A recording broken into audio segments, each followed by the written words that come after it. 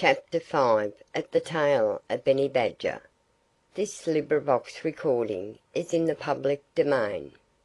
The Tale of Benny Badger by Arthur Scott Bailey. Chapter 5 Speaking of Ground Squirrels. Benny Badger stared none too pleasantly at Mr. Coyote. He didn't like his visitor, and he wished Mr. Coyote would go away. But Mr. Coyote seemed to be in no hurry to leave. On the contrary, he appeared to have plenty of time to spare.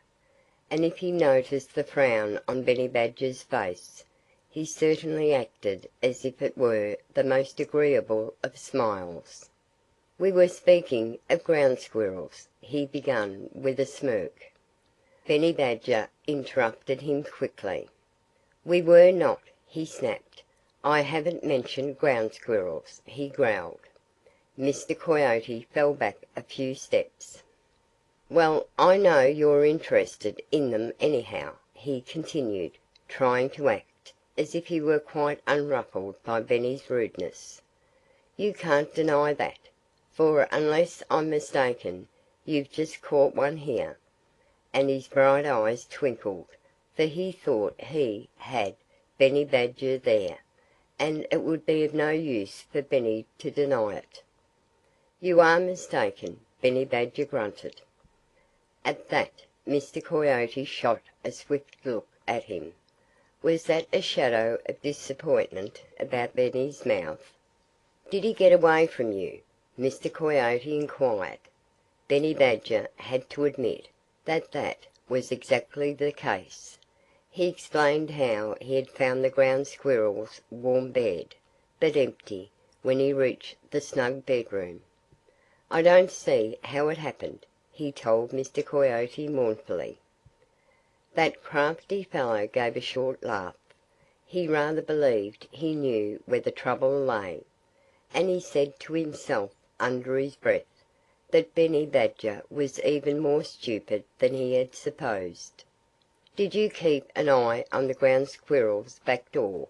he inquired. And he was so amused by something or other that he began to giggle. Benny Badger was afraid that Mr. Coyote was going to burst into a song again, and he couldn't help shuddering. "Are you going to sing?" he asked hastily. "I hadn't intended to," Mr. Coyote answered. "But of course if you want me to—" "No, no!" Benny cried. "Please don't!" "Very well!" his musical friend replied. And then he returned to his question. "What about the back door? Did you watch it carefully?" he inquired. "How could I?" Benny demanded with a snort of anger.